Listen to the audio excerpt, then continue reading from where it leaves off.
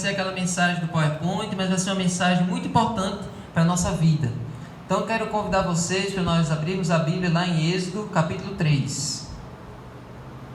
Êxodo 3, e vamos ler o verso 11.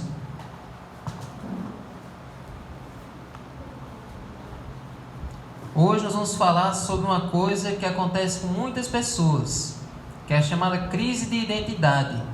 Tem muitas pessoas que têm essa dúvida sobre quem elas são realmente.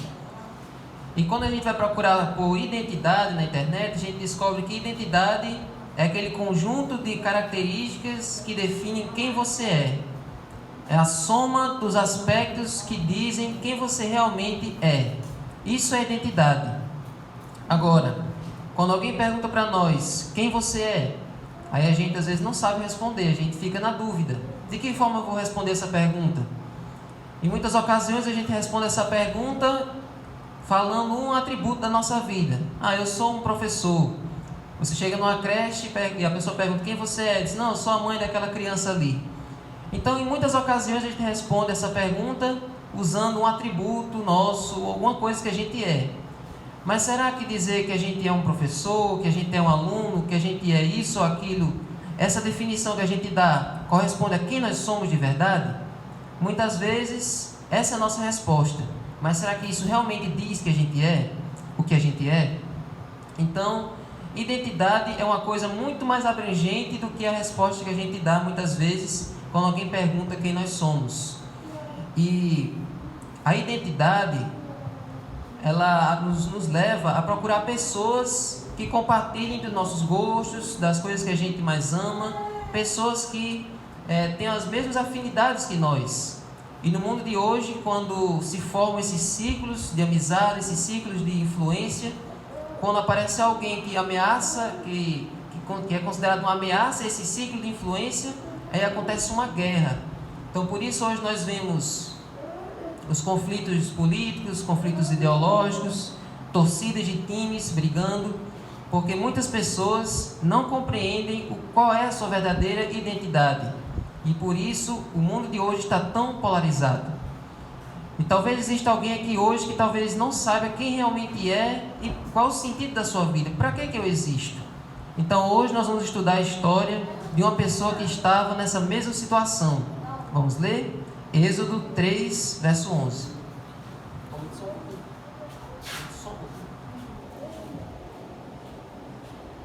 Êxodo 3, verso 11.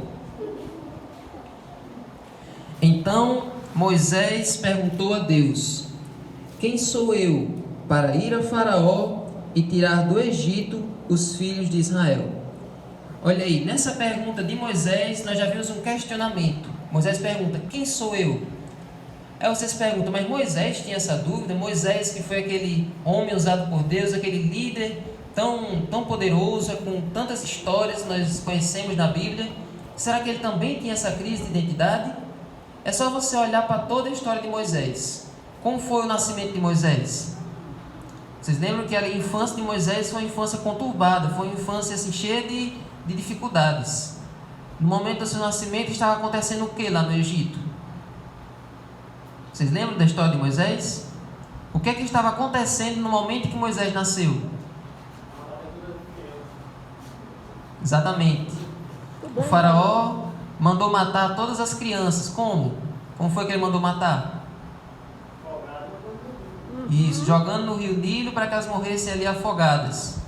E como foi que Moisés sobreviveu? Qual foi o plano da mãe de Moisés para Moisés sobreviver?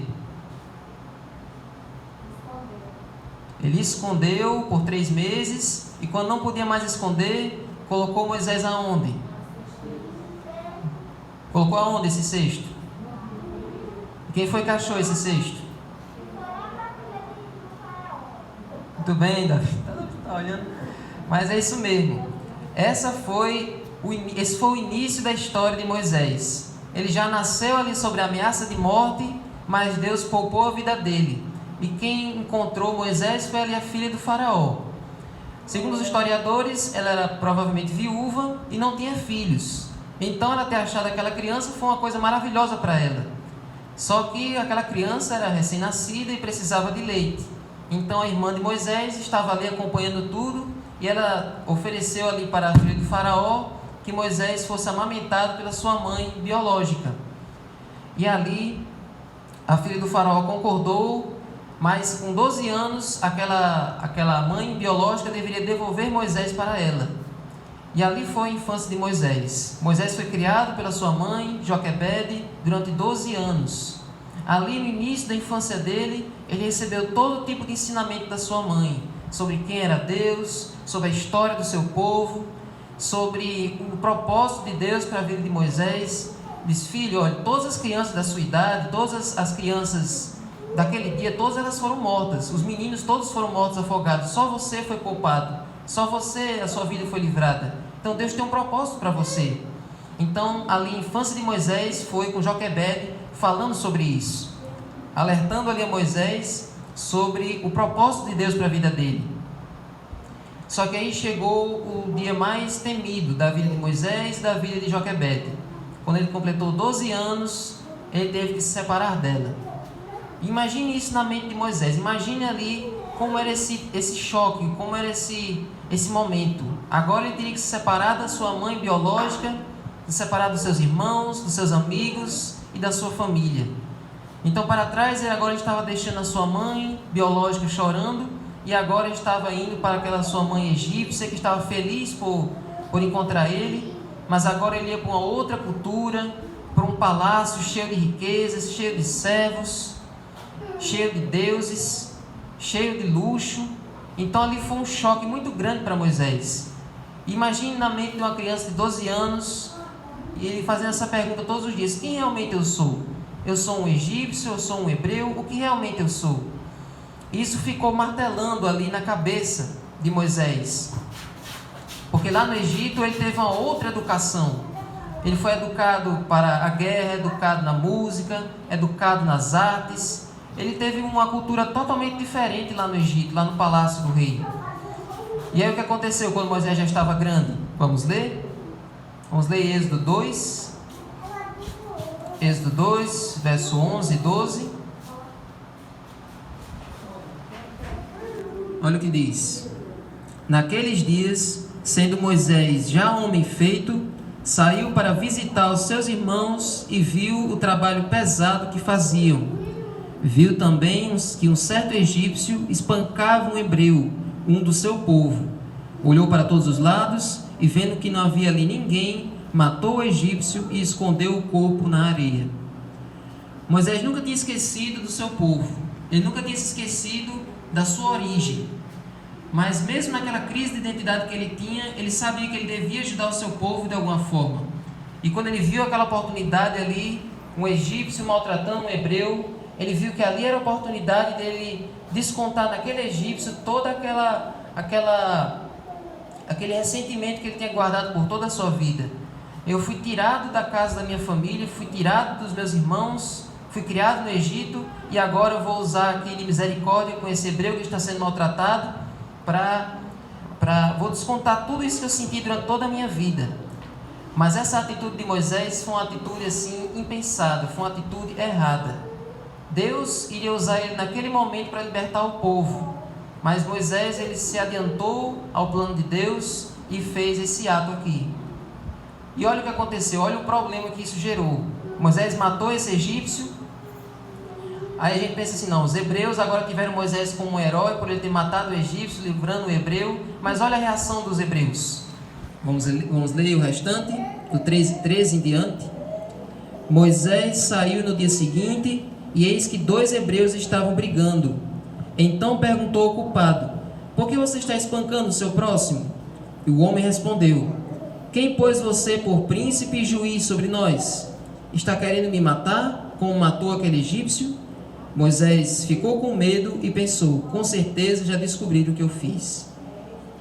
Olha aí, nesse momento, por conta daquele ato que Moisés fez de matar aquele egípcio, ele pensava que ia ser ali considerado, pelos seus irmãos, os hebreus, mas eles também não estavam gostando de Moisés. E os egípcios, olha qual foi a reação dos egípcios, verso 15. Informado desse caso, Faraó quis matar Moisés Porém Moisés fugiu da presença de Faraó e foi morar na terra de Midian. Então olha aí o que aconteceu na vida de Moisés, essa reviravolta agora. Na sua infância ele era um menino hebreu. Durante a sua juventude agora ele se tornou um homem egípcio. E por causa desse erro, agora ele era um inválido. Ele nem era hebreu e nem era egípcio. E agora ele teve que fugir da sua terra. Teve que fugir ali da casa da sua família, fugir ali do Egito, fugir do lugar onde ele tinha nascido. E agora Moisés foi para o deserto. Moisés foi para o deserto com 40 anos. E ele passou 40 anos lá no deserto. E a mesma crise de identidade continuava na mente dele. Por que eu fui poupado naquele dia? Por que todas aquelas crianças morreram e eu não morri? Por que tudo isso aconteceu comigo e agora eu estou aqui no deserto, sendo um pastor de ovelhas? No deserto ele tinha muito tempo para ficar sozinho. No deserto é um lugar assim que não tem nada, não tem ninguém lá. E ele ficou durante 40 anos se perguntando: por que isso tudo aconteceu na minha vida? Qual será o propósito de tudo isso que aconteceu comigo? De eu ter sido poupado, de eu ter saído de ser um mero hebreu para ser um egípcio? Por que isso tudo aconteceu comigo? E essas perguntas foram se acumulando ali na mente de Moisés. E Moisés, ele usou uma forma de desabafar tudo isso. Vamos ver no capítulo 2, vamos ver o verso 21 e 22. Moisés consentiu em morar com aquele homem, e ele deu a Moisés a sua filha Zípora, a qual deu à luz um filho, a quem Moisés deu o nome de Gerson, porque disse: sou peregrino em terra estranha. Olha aí, no momento do nascimento do seu filho, o nome que ele colocou no seu filho já era um desabafo de como ele estava se sentindo. Eu sou um peregrino numa terra estranha. Eu não sou nada, eu não sou ninguém e estou num lugar que também não é nada. Então, o que eu sou de verdade? E, irmãos, essa situação que Moisés se encontrava aqui em Midian é a mesma situação que muitas pessoas se encontram hoje em dia. Muitas pessoas não entendem o desenrolar da sua vida. Por que tanta coisa acontece comigo? Por que uma vez eu fui salvo de algum acontecimento? Por que hoje eu estou aqui? Quem sou eu? Qual é o propósito da minha vida? Para que eu existo? E quando a gente perde o sentido da vida, quando a gente não sabe o propósito da vida, tudo que a gente faz também perde o sentido. Por exemplo, eu tive um colega meu que ele ridiculariza, né, a Bíblia, ridiculariza nossas crenças, que ele disse assim: eu nem me importo mais, porque eu sei que eu vou para o inferno mesmo. Então para ele isso já era uma coisa assim, ele nem se importava mais com isso, porque ele nem dava atenção a isso. Ele perdeu o sentido da existência. E teve uma outra colega minha que alguém disse assim: cuidado, Jesus está voltando. Ele disse: deixa ele voltar. Como se a volta de Jesus fosse uma coisa ruim. Ela já aceitou na mente dela que a volta de Jesus era uma coisa ruim. Então a gente vê pessoas por aí com dúvidas existenciais, com uma crise de identidade, sem saber por que estão aqui e para onde vão. E Moisés se encontrava dessa forma. Então Moisés, nessa situação, ele precisava de alguém que mostrasse para ele quem ele realmente era. E nós vamos ver o que aconteceu com Moisés. Vamos ler o capítulo 3, do 1 ao 2. Moisés apacentava o rebanho de Jetro, o seu sogro, sacerdote de Midian. E levando o rebanho para o lado oeste do deserto, chegou a Horebe, o monte de Deus. Ali, o anjo do Senhor lhe apareceu numa chama de fogo no meio de uma sarça. Moisés olhou e eis que a sarça estava em chamas, mas não se consumia. Aquele espetáculo ali da sarça pegando fogo e não se queimando, foi algo que chamou a atenção de Moisés, porque ele passou 40 anos ali naquela monotonia, sem nada diferente acontecer, e quando apareceu ali aquela visão daquela sarça em chamas, aquilo chamou a atenção dele e disse: não, vou lá para ver o que é. E quando ele chegou perto da sarça, olha o que aconteceu. Então disse consigo mesmo, verso 3: vou até lá para ver essa grande maravilha. Por que a sarça não se queima? Quando o Senhor viu que ele se aproximava para ver, Deus, do meio da sarça, o chamou e disse: Moisés, Moisés. Ele respondeu: eis-me aqui. E Deus continuou: não se aproxime, tire as sandálias dos pés, porque o lugar em que você está é terra santa. Quem é que estava naquela sarça ardente? Naquela sarça em chamas? O próprio Deus. Deus apareceu ali para mostrar para Moisés qual era a verdadeira identidade dele. E a primeira coisa que Deus disse a Moisés foi o seguinte: olhe, o seu povo está sofrendo muito, está clamando a mim, e eu preciso que você vá lá para libertar o meu povo. E diante dessa missão que Deus apresentou para Moisés, qual foi a pergunta de Moisés? Qual foi a resposta de Moisés? Verso 11. Então Moisés perguntou a Deus: quem sou eu para ir a Faraó e tirar do Egito os filhos de Israel? O quem sou eu já mostra que ele já estava desesperado há 40 anos, há 80 anos por essa resposta. Porque 40 anos ele fugiu do Egito e agora ele estava com 80 anos. Ele tinha passado 40 anos no deserto. E agora ele estava desesperado para que Deus mostrasse quem ele realmente era. Quem sou eu, Senhor? De fato. Qual é a minha verdadeira identidade? E o resto da pergunta, quem sou eu para ir a Faraó e tirar do Egito os filhos de Israel, mostra que Moisés já havia perdido a fé nele mesmo. Senhor, já faz 40 anos que eu saí do Egito, eu desaprendi tudo que eu vi. Eu já não sou mais um príncipe, eu já não tenho mais aquela educação, eu não sou a pessoa ideal para o Senhor chamar para essa missão. Então o Senhor pode escolher qualquer outra pessoa. Eu não posso assumir essa missão, Senhor. Eu não sou a pessoa ideal. Eu nem sei quem eu sou, nem sei porque eu estou aqui. E aí vem a resposta de Deus. Agora vem a resposta de Deus para a crise existencial de Moisés. Quem ele realmente era? Vamos ver? A pergunta de Moisés foi: quem sou eu? E olha o que Deus respondeu. Deus respondeu: eu estarei com você. Amém. E este será o sinal de que eu enviei. Depois que você tiver tirado o povo do Egito, vocês adorarão a Deus neste monte. Lembre-se, preste atenção nessa primeira frase: eu estarei com você. Em outras Bíblias diz: eu serei contigo.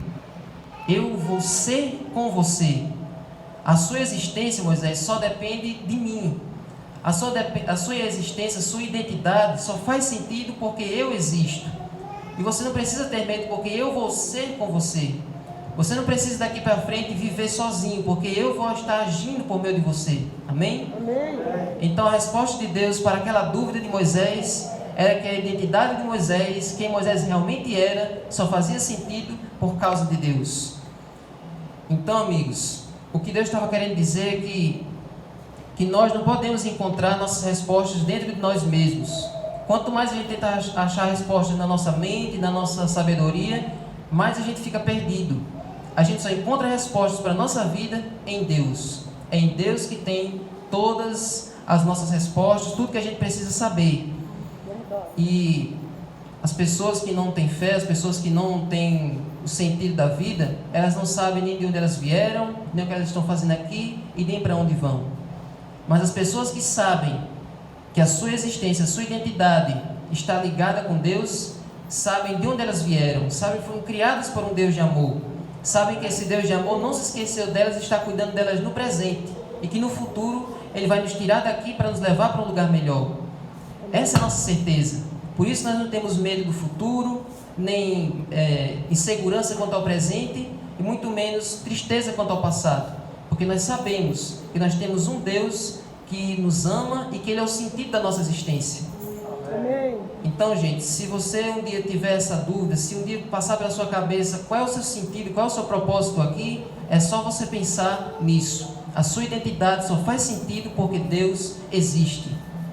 Então, amigos, nós temos que entender que ao deixarmos Deus ser em nós, agir através de nós estamos vivendo para a glória dele. As pessoas que não têm o sentido da vida, elas vivem para a glória de outras pessoas. E nós sabemos que isso é algo prejudicial, porque as pessoas muitas vezes são ingratas, nos magoam. Muitas vezes as pessoas vivem para a glória de si mesmas, mas isso só aumenta o vazio que tem no coração.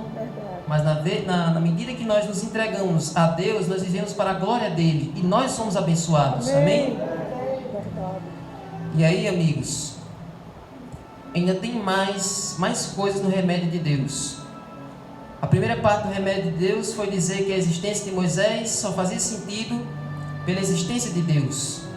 Mas essa cura, essa restauração da mente de Moisés, ela não foi só ali no momento da sarça. ela também continuou no momento em que Moisés foi cumprir a missão. Quando a gente encontra o sentido da vida, a gente tem vontade que outras pessoas encontrem também. E Deus sabia que lá no Egito haviam milhares de escravos, milhares de pessoas que por passarem 400 anos lá no Egito haviam perdido a sua identidade.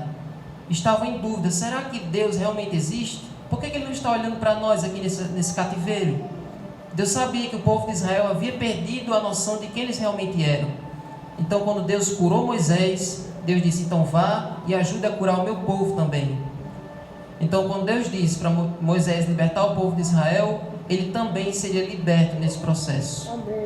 Então, amigos, o remédio de Deus para a nossa dúvida existencial, para as críticas, para as dúvidas, para os questionamentos, está na missão, está em ajudar outras pessoas a encontrar esse mesmo remédio que Deus ofereceu a Moisés.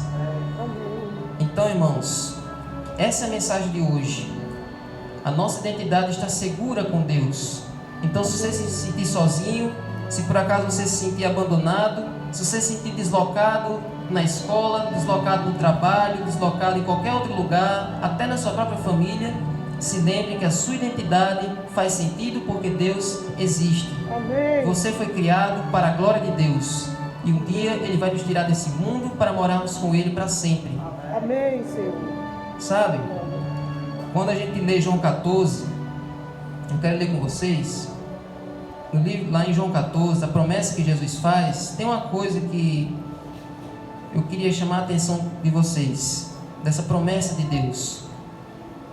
Vamos ler novamente esse verso. O que é que diz em João 14, de 1 a 3? Não se turbe o vosso coração, credes em Deus, crede também em mim. Na casa de meu Pai há muitas moradas.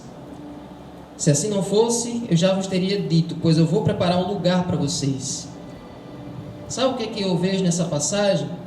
Esse lugar que Deus tem preparado para nós irmos morar, não é uma cidade convencional em que tem as casas bem longe do centro e que nenhuma tem relação entre si. Essa promessa de Deus é um lugar em que nós vamos morar todos juntos. É como se a cidade de Santa fosse um grande hotel em que todos os filhos de Deus vão morar todos juntinhos, um do outro, como uma família. Todos morando ali juntos do próprio Deus. Então, irmãos, quando você se sentir abandonado pelo mundo, você não foi abandonado por Deus. Na família de Deus você está acolhido. E um dia nós todos vamos morar juntos com o próprio Deus e como irmãos. Amém? Vamos ficar de pé e vamos fazer uma oração.